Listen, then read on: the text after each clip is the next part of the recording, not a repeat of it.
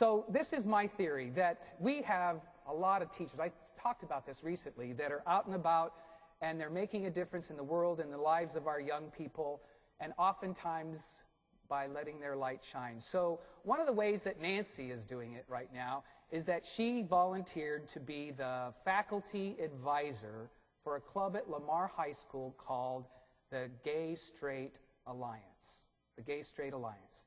And what that means is that every Wednesday after school, these kids, and it's a mixture of gay students and straight students and their friends, they go to Nancy's classroom and they spend about 90 minutes talking about their lives and whatever issues they're dealing with. And she told me that they got it in their minds that it would be interesting to meet with a clergy person. And so would I be willing? And otherwise, I wouldn't have known any of this. So we set up the date, and I went. And I hadn't been in a high school classroom in a long time, and I was scared. Really nervous. I mean, I was really nervous. I'm glad you escorted me down the hallways. I didn't even want to make eye contact. And I sat down, and they were great. They introduced themselves, and it got off to kind of, not really a tense start, but it didn't lessen my anxiety when one of the very first kids, a nice young man, said, "You just need to know I'm an atheist."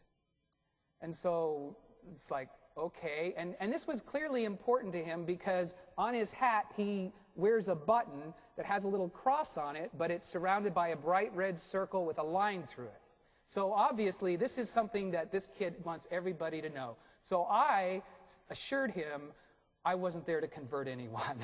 That's not my purpose for being here. We're just here to talk and talk.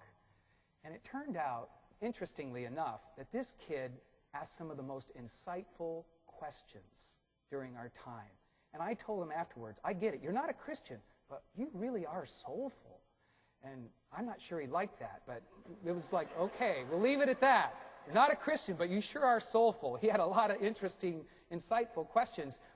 And some of the questions were really kind of heartbreaking, and the one that stays with me is another, it was a mixture of guys and gals, but this was another guy, and his question started out sounding academic, but it really became personal fast.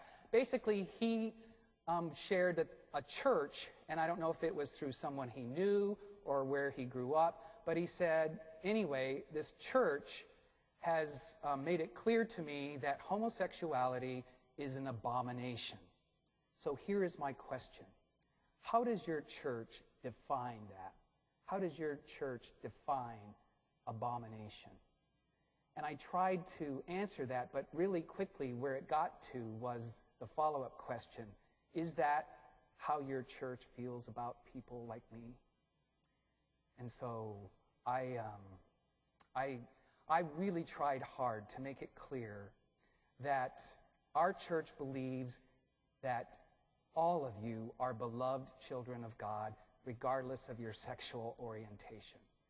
And I don't know if that came through or made a difference, but this is what I absolutely do know, that every single week, these kids get together in a classroom after school with Nancy George, and she's even louder than I am, and every single week, and communicates very clearly that there are churches and there are Christians who are not intolerant and who are not judgmental.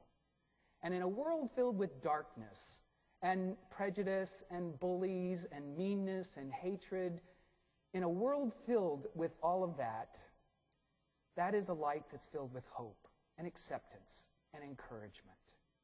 And so I give thanks that we have so many teachers that are letting their light shine.